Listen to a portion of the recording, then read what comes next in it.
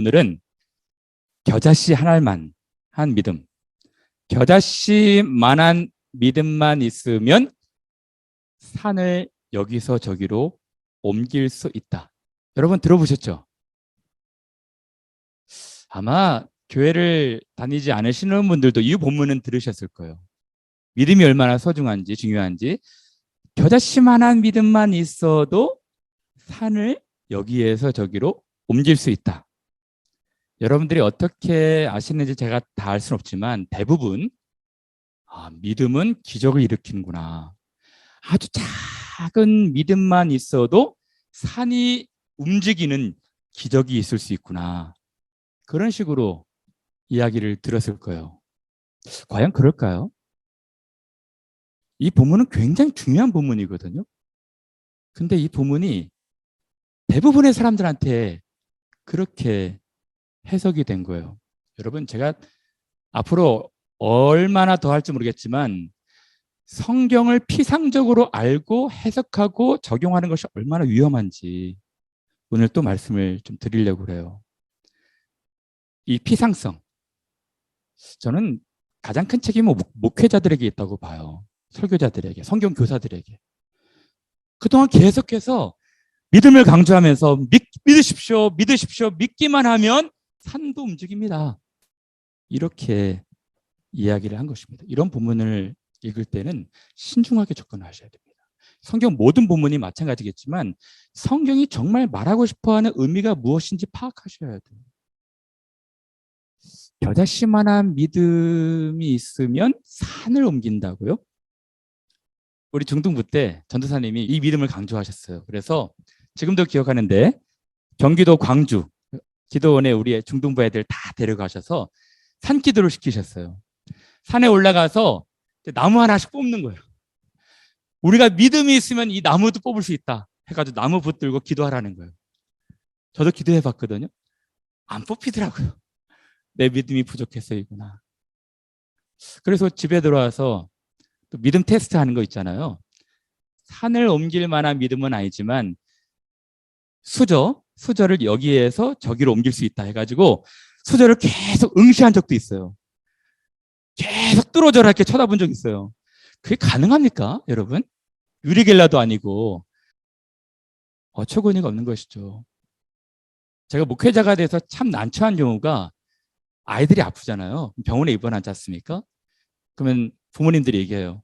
목사님 와서 좀 기도 좀 해주십시오. 목사님은 믿음이 좋으시니까 기도만 하면 나을 겁니다. 그때가 제일 난처해요. 열심히 기도하고 땀 흘릴 정도로 기도하는데 나야 되는데 안 나요. 더 악화가 된대요. 야, 목사님 진짜 믿음 없는 사람이구나. 이야기하지 않겠습니까? 믿으면 다 기적이 일어나겠습니까? 산을 옮길 만한 기적이 일어난다고요? 그러면 여러분들이 믿음이 있다면 기도하면서 산을 옮길 수 있습니까? 제가 볼 때 그런 일은 절대로 안 일어날걸요? 믿음의 선조들, 웨슬리나 휘필드나 아주 훌륭한 에드워드 같은 훌륭한 분들, 너무너무 믿음이 좋으신 분들이었는데 그분들이 기도할 때 산이 움직였습니까? 심지어는 예수님도 기도하실 때 산을 옮기시지 않으셨어요. 근데 많은 분들이 기도만 하면, 믿으면 우리가 겨자씨만한 작은 믿음만 있어도 산을 옮길 수 있다는 거예요. 산을 옮길 만한 큰 기적들을 일어난다는 것이죠. 과연 본문이 그런 걸 얘기할까요? 여기서 중요한 것은 산에 대한 해석입니다. 겨자씨에 대한 해석이에요. 여러분, 제가 그래서 이 산에 대한 해석, 여기서 말하고 있는 산의 의미가 무엇인지 여러분들한테 말씀드리면 여러분 충격을 받을 거예요. 이 말씀이 이 말씀이었다고?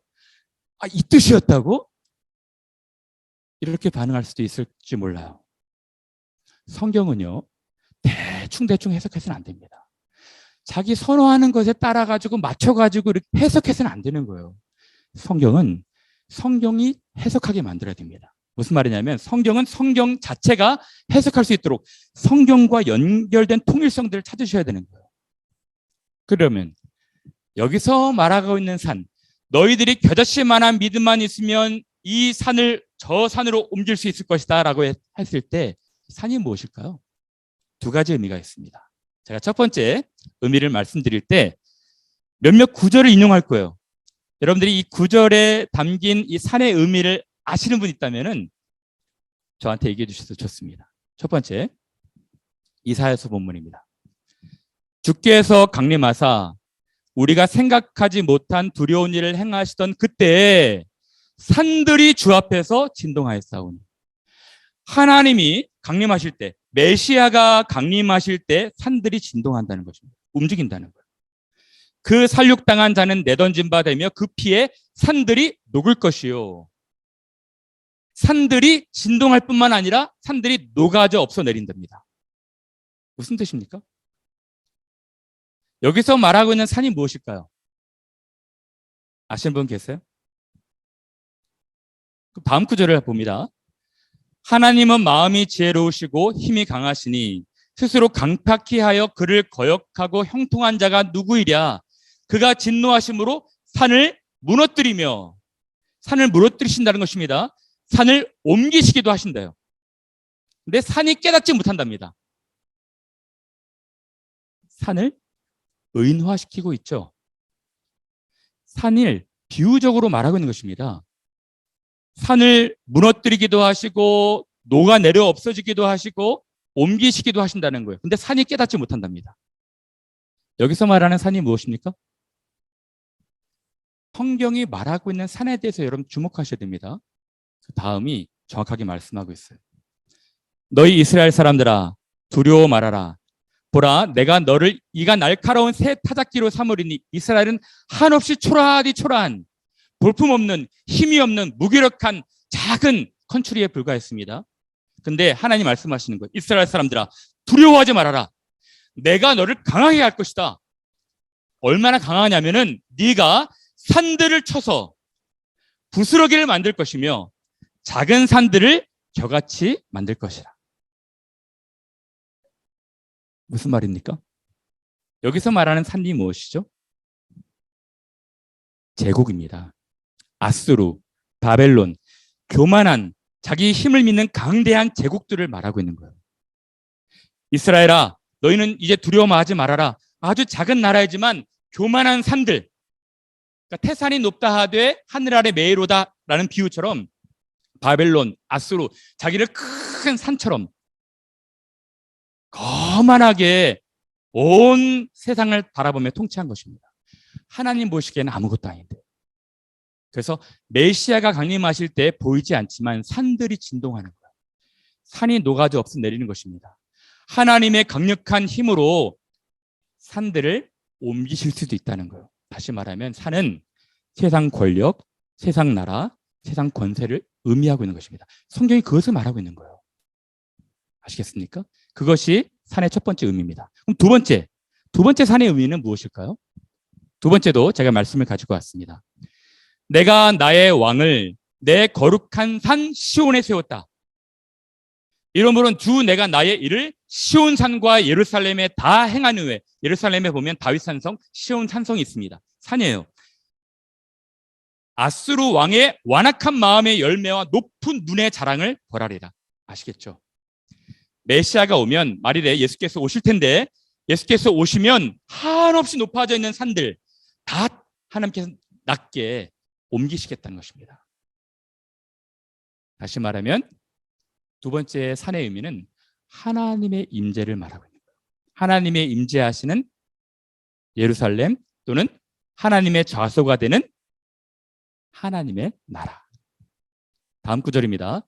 말일에 여호와의 전의 산이 모든 산 꼭대기. 그래서 모든 산이 무엇일까요? 제국들입니다. 세상 나라. 자기를 교만하게 거만하게 자기의 병기와 창기와 자기의 군인들을 의지하는 나라들, 제국들. 모든 산 꼭대기 위에 하나님이 선다는 거예요. 하나님의 나라가 선다는 것입니다. 모든 작은 산들, 변방에 있는 그 권세들 위에 뛰어나리니 만방이 하나님께로 온다는 것입니다. 많은 백성이 가며 이르기를 우리가 여호와의 산에 오르며 야곱의 하나님의 전에 이르자. 이는 율법이 시온에서부터 나올 것이요 여호와의 말씀이 예루살렘부터 나올 것입니다. 이제 아시겠습니까? 이런 거예요. 성경이 말하고자 하는 산의 의미가 있는 것입니다. 첫 번째는 세상 권력, 교만한 산들. 근데 메시아가 올 때는 촌밀처럼 녹아져 없어 내리는 것입니다. 두 번째는 하나님이 계시는 거룩한 산, 시온산, 예루살렘, 하나님의 임재, 보좌, 좌소. 이제 아시겠습니까? 겨자씨만한 믿음만 있으면 산을 여기에서 저기로 옮길 수 있다. 무슨 뜻입니까? 세상 나라가 하나님의 나라가 된다는 거예요. 우리가 겨자씨 하나일 만한 믿음, 하나님이 그 믿음을 주실 거거든요. 너무 초라하고 보잘것없을 것입니다. 그러나 이 겨자씨만한 믿음으로 이 세상의 권력이 무너지고 이 세상에 하나님을 적대하고 하나님을 무시하는 그 세상의 가치관, 세계관이 무너지고 하나님의 나라가 선다는 거예요. 우리들이 믿으면 하나님의 나라가 확장된다는 것입니다. 제가 여러분들한테 조금 더 정확하게 말씀을 드리기 위해서 산만 해석해서는 안 될 것 같고 다음 주에는 제가 바다를 또 이야기를 하려고 그래요. 마태복음에 보면 또 이 산, 너희가 믿음이 있으면 이 산들이 바다로 던지어지리라 할 때 그게 이루어질 것이다. 할 때 바다의 의미가 또 무엇인지를 말씀을 드릴게요. 오늘은 산으로 주목합니다. 여러분 산을 해석하기 위해서는 여러분들이 겨자씨가 뭔지 알아야 돼요. 겨자씨를 해석하게 되면은 겨자씨만한 믿음이 있을 때 산이 움직여진다는 것이 무엇인지 알게 될 겁니다. 그러면 겨자씨는 어떻게 해석해야 될까요? 이 부분도 굉장히 소중합니다. 오늘 본문 말고 다른 13장 본문입니다. 예수께서 비유를 드십니다. 어떤 비유입니까? 천국 또는 하나님 나라 비유예요. 하나님 나라 비유를 지금 드시는 거예요. 또 비유를 들어 이르시되 천국 또는 하나님의 나라는 마치 사람이 자기 밭에 갖다 심은 겨자씨 한 알 같으니 이는 모든 씨보다 작은 것이로되 자란 후에는 풀보다 커서 나무가 되매 공중의 새들이 와서 그 가지에 깃들이니라. 21세기의 대한민국 사람의 시각과 문화로 이 본문을 보면 도무지 이해가 안 될 겁니다. 여러분 이 본문 자체에 모순이 있어요. 어떤 모순이냐면 먼저는 겨자씨입니다. 여러분 겨자씨가 뭔지 아세요? 우리는 잘 모르잖아요. 유대인들이 잘 아니니까. 근데 겨자씨는 유대에서 나라는 겨자풀인데요. 1년생 풀입니다. 이런 거거든요. 아주 작은 거예요. 작은 된 잡초입니다. 잡초. 1년 지나고 없어지는 잡초. 1년생 풀인데요. 이것이 잡초니까 특히 이 이스라엘 중에 갈릴리 지역에 잡초가 막 무성하게 피었어요. 특히 이 겨자씨 재배지, 겨자씨의 특산지가 이 갈릴리입니다. 겨자풀 하면은 갈릴리를 연상할 수 있을 정도로. 갈릴리 호수 주변에 겨자씨가 많이 흐드러지게 핀 거예요. 어느 정도냐면 제가 사진을 갖고 왔는데요. 이런 거예요. 겨자풀이 자라거든요. 1년 자라고 잡초처럼 자라고 없어지는 것입니다. 근데요. 이 겨자풀이 자라서 나무가 될 수가 없어요. 풀이잖아요. 풀. 근데 겨자풀은 좀 특수해서 많이 자라면 한 1.8m? 더 많이 자라면 그런 겨자풀도 있을 텐데 한 3m. 이렇게 자란답니다. 근데 잡초거든요. 사람들이 보기 싫어하는 잡초예요. 근데 이것이 나무처럼 보입니까? 여기 막 새들이 깃들 정도로 그런 나무 같지 않죠? 다시 본문으로 돌아오면 이 본문은 모순과 과장과 역설로 가득해요. 첫 번째, 어떤 사람이 겨자씨를 자기 밭에 또는 자기 가든 정원에 심는데요.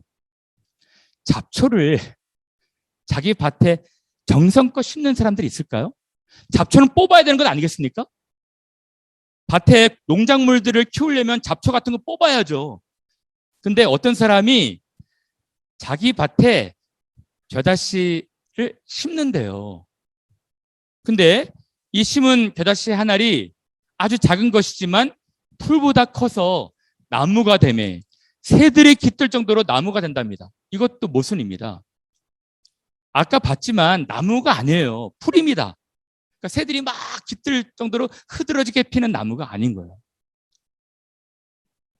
모순과 역설과 과장으로 예수께서 레토릭으로 이 비유를 드신 건데요. 이 비유의 핵심은 하나님의 나라는 이와 같다는 것입니다. Kingdom of God is like.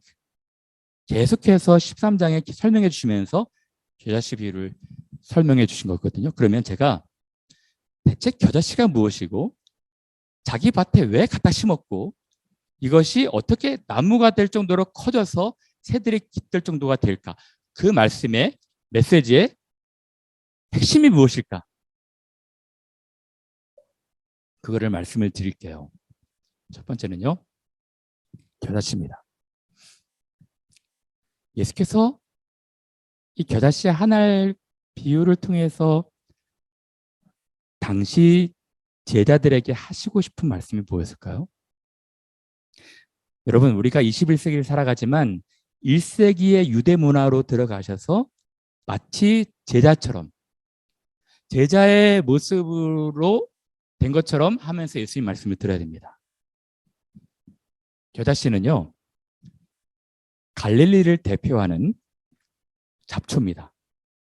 아무도 거들떠보지 않는 보잘것없고 길바닥에 널려있는, 길거리에 널려있는 잡초들이에요. 이것은 갈릴리 사람들을 가리키고 있는 거예요. 무슨 말이냐면 갈릴리 사람들이 들었을 때 예수께서 하나님의 나라는 겨자씨와도 같아서 겨자풀과도 같아서 할 때 아, 예수님이 지금 우리를 얘기하는구나 라고 이야기할 거예요. 무슨 말이냐면 여러분 1세기 당시에 팔레스틴, 고대 예루살렘, 유대 정치의 종교, 사회, 문화 모든 중심지는 예루살렘이었습니다. 유대였어요. 이 이스라엘 전체 땅에서 유대 땅은 진짜 금싸라기 땅이었습니다. 이스라엘 전체의 수도이기도 하지만 모든 문화와 정치와 경제 사회가 다 집약되어 있는 곳이었어요. 근데 유대에 사는 사람들이 가장 무시했던 동네가 갈릴리였어요. 갈릴리. 그 성경에 보면 갈릴리에서 무슨 선한 것이 나겠느냐? 갈릴리 사람, 너희 갈릴리 사람들아 그런잖아요. 갈릴리는 빈민촌이었습니다. 정말 천대받고 냉대받고 멸시받는 사람들이 모여 살았던 군락이었어요. 마치 겨자풀과도 같은 것입니다. 좋은 농작물이 아니에요. 그래서 갈릴리 사람들만 보면 인물 한 명 나오기 힘든 그런 아주 가난한 동네, 못 살고 보잘것없는 동네가 갈릴리였거든요. 여러분, 예수님께서 12제자를 뽑으셨는데 12명 중에 1명을 제외하고 11명이 다 갈릴리 사람들이었어요. 한 명은 누굴까요? 가룟 유다였어요. 가룟 유다는 고향이 어딥니까? 유대였어요. 근데 유대에서도 잘 사는 동네 크리니옷, 가룟인 유다예요. 그래서 이름이 너무 흥미로운데요. 가룟도 지역 이름이고 유다도 지역 이름이에요. 그래서 자기는 잘 사는 동네, 좋은 동네, 괜찮은 유대 지역 가룟 사람이다라고 말한 것입니다. 오늘날로 말하면 이름이 강남구 압구정동이에요. 이름이 강남구 압구정동이에요. 그 정도로 자랑하고 싶은 거예요. 나는 이름이 강남구 압구정동입니다. 가룟 유다. 그 친구만 제외하고 모든 사람들이 다 형편없고 보잘것없고 평범한 지극히도 평범한 갈릴리 사람들. 여러분 이제 아시겠죠? 예수께서 하나님 나라는 이와 같으니 할 때 겨자씨 하나를 자기 밭에 고이고이 심은 거예요. 무슨 말입니까? 예수님이 하나님의 나라를 시작하러 오셨잖아요. 하나님의 나라를 시작하러 오셨는데 그 나라가 어떻게 진행이 됩니까? 갈릴리 그 보잘것없는 평범한 너무나도 평범한 제자들, 그 제자들을 자기 밭에 하나님의 나라에 심기 시작한 것입니다. 정성껏.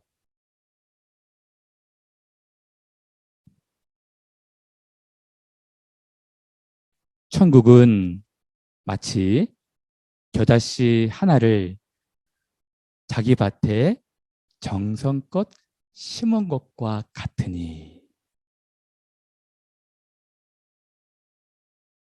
누구도 알아주지 않고 누구도 거들떠보지 않는 지극히 보잘것없고 평범한 제자들, 그들을 통해서 하나님의 나라를 확장하기 위해서 예수께서 사역을 시작하신 거예요. 그런데요, 결과적으로 어떻게 됐습니까? 이것이 겨자 풀에 불과한데 나무가 아니고 나물이거든요. 나물인데 새들이 깃들 정도로 거목이 된다는 것입니다. 이것은 과장입니다. 예수께서 레토릭 하신 거예요.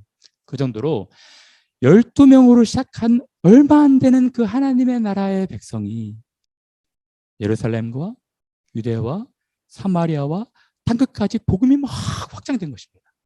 아시겠습니까? 그래서 너희에게 겨자씨 한 알만한 믿음이 있으면 이 세상 나라에서 하나님의 나라로 옮겨진다고 말씀을 하신 것입니다. 이제 아시겠어요? 근데 많은 사람들이 이 본문을 그냥 믿으면 큰 기적이 일어난다, 큰 기적이 일어난다, 이렇게 해석이 되니까 그 해석이 또 와전되어서 많은 교인들이 믿으면 모든 것이 다 가능하구나, 그렇게 이해를 하고 있는 것입니다. 물론 믿음은 귀한 것입니다. 믿음은 하나님께서 우리에게 믿음을 주실 때 믿음으로 사람은 할 수 없을 때 하나님으로서 모든 것을 다 하실 수 있을 거예요. 그러나 이 본문이 말하고 있는 겨자씨 믿음은 그게 아니라는 것입니다. 그러면 제가 지금 성경 제대로 알기 시리즈를 하고 있는데 얼마나 많은 사람들이 성경을 피상적으로 보는지 모르겠어요. 자기 주관적으로, 임의적으로, 자의적으로 성경을 봐서 그냥 적용해 버리는 거예요. 그렇게 되면 어떤 결과가 일어납니까? 제가 먼저는 전체 교회 역사를 얘기해 볼까요? 교회 역사에서 1세기 때에는 이 겨자씨만한 믿음이 있을 때 새들이 깃들 정도로 이것이 거목이 되어서 수많은 이방인들이 주께로 돌아온다. 새들이 깃들인다는 것은 하나님의 나라 12명으로 시작했는데 나중에는 수많은 이방 사람들이 이 그늘 속으로 들어온다는 이야기거든요. 이 구원의 확장, 하나님의 나라가 너무너무 확장이 되고 팽창되어서 수많은 사람들이 그 혜택을 본다는 거예요. 근데 1세기에는 그렇게 일을 했어요.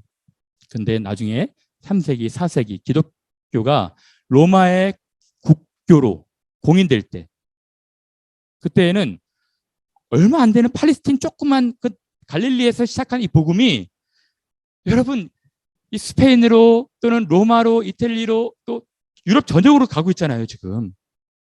근데 로마가 지배했을 때에는요 로마의 국교가 된 거예요. 그 정도로 확장이 된 겁니다. 누가 그것을 상상이나 할 수 있었겠어요? 근데 중세 때 이 해석을 잘못했습니다. 잘못해가지고 그렇지, 이 겨자씨만한 복음이 지금 계속 확장되니까 이제 또 성장으로 가야겠다 해가지고 침략 전쟁하고 식민지 만들고 그러면서 명분으로 하나님의 나라가 확장된다고 해가지고 기득권 세력이 돼서 주류 세력이 돼서 무력으로 다른 사람들 속국으로 삼으면서 하나님 나라를 확장시키고 싶었던 거예요. 폭력을 쓰면서. 그건 정말 잘못된 것입니다. 잘못된 개념인 거예요. 성경이 말하고 있는 의미가 아니에요. 근데 많은 분들이 성경을 잘못하니까 엉뚱하게 막 해석해내기 시작하는 것입니다. 하나님의 나라는 식민지 개척하고 침략 전쟁하는 그런 방식으로 확장되는 것이 아닙니다.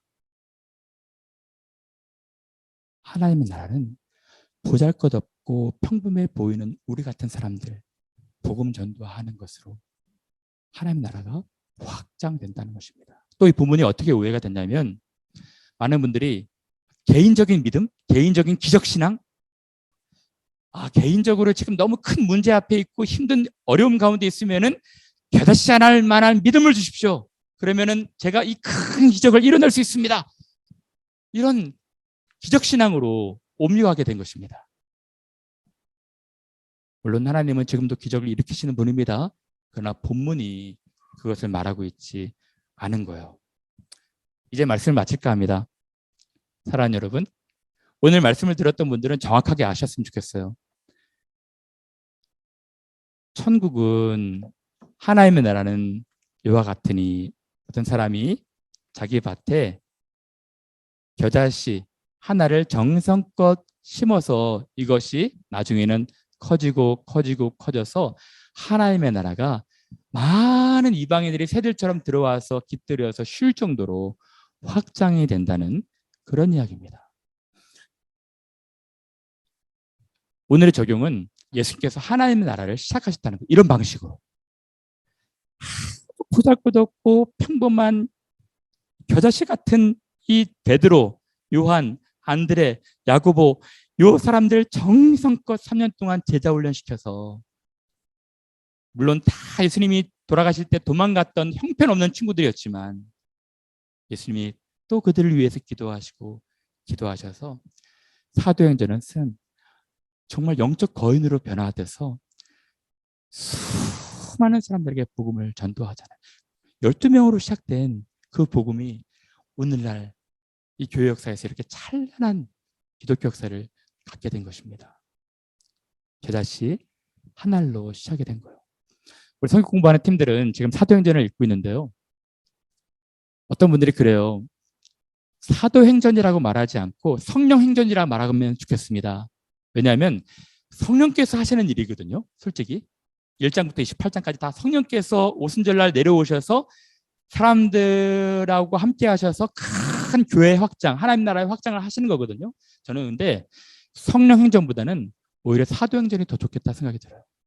왜냐하면 성령이 우리같이 보잘것없고 평범한 너무너무 겨자씨만한 널려있는 사람들인데 우리 같은 사람들과 함께 하셔서 이 하나님 나라 확장하신다는 것입니다. 아시겠습니까? 여러분들에게 사명이 있는 거예요. 성령이 너희에게 가운데 있으면 너희가 내 증인이 될 것이다. 예루살렘과 유대와 온 사마리아와 땅끝까지 이르러 너희들이 내 증인이 될 것이다. 하늘과 땅의 모든 권세를 내게 주셨으니 너희는 가서 전하라. 아버지와 아들과 아들의 이름으로 세례를 주고 주께 받은 모든 것을 다 가르쳐라. 여러분, 이것입니다. 여러분, 저는 여러분들이 겨자씨 하나할 만한 믿음이 있으면 하나님의 나라가 확장이 될 거예요. 이 세상 권세가 녹아 없어져 내려가고 하나님의 나라가 서게 될 것입니다. 우리가 가는 곳, 우리가 밟는 땅, 우리가 일하는 일터, 여러분 이런 사명 가지고 가셔야 되는 거예요. 이런 믿음 가지고 가셔야 되는 것입니다. 우리는 겨자풀과 같이 초라한 사람들이지만 우리로 인해서 수많은 사람들이 우리 주변에 와서 그늘에 깃들면서 쉼을 얻을 수 있을 거예요. 그렇지 않습니까? 여러분 이런 사명 가지고 하나님 주신 삶을 살아내셔야 되는 것입니다. 우리 안에 겨자씨 하나 할 만한 믿음이 있으면 우리 안에 있는 세계, 우리 안에 있는 세상, 우리 안에 있는 높아져 있는 산들, 이것이 낮아져야 돼요. 그리고 우리 안에 하나님의 산이 우뚝 솟아야 되는 것입니다. 성경은 그것을 얘기해 주고 있는 거예요. 우리 안에 있는 교만한 산, 자랑하고 싶은 산, 여러 산들 있지 않습니까? 이 산들이 깎아 내려 옮겨지고 우리 안에 하나님의 여호와의 전 시온산 예루살렘, 하나님이 통치하시는 인재하시는 그것이 가득해져야 되는 것이 바로 겨자씨 하나 할 만한 믿음인 것이죠. 저는 우리 교회가 그랬으면 좋겠어요. 우리 교회가 지금은 보잘것없지만 우리 교회, 얼마 안 되는 이 교회를 통해서 지역사회, 주변, 일터, 여러분들이 가는 곳이 바뀌게 될 거예요. 하나님이 없이 세상 가치관으로 자고하며 높게 교만하며 살았던 사람들이 하나님 백성이 되는 놀라운 일이 겨자씨 하나 할 만한 믿음으로 일어나게 될 것입니다. 여러분 이거 믿습니까? 이런 믿음으로 여러분들 사셔야 되는 거예요. 다음 주에는 이 겨자씨 하나 할 만한 믿음과 또 무화과 나무, 예수께서 무화과 나무를 뜬금없이 저주하셨죠? 저주하시고 나서 너에게 믿음이 있으면 이 산더러 명하여 바다로 던지우라 할 때 순종할 것이라 말씀하셨거든요. 그 의미가 무엇인지도 말씀을 좀 드릴까 합니다. 앞으로 언제일지 모르겠지만 계속 성경 제대로 알기 시리즈를 하고 있는데 이 기간 동안 여러분들이 정말 초미의 관심사로 잘 들으셔서 제대로 성경 한번 보셨으면 좋겠어요. 엉뚱하게 여러분들 머리에 있는 거 다 이제 제거하시고 성경이 말하고 싶어하는 메시지가 무엇인지 정확하게 알아서 성경대로 살아내는 그런 분들이 되셨으면 좋겠습니다.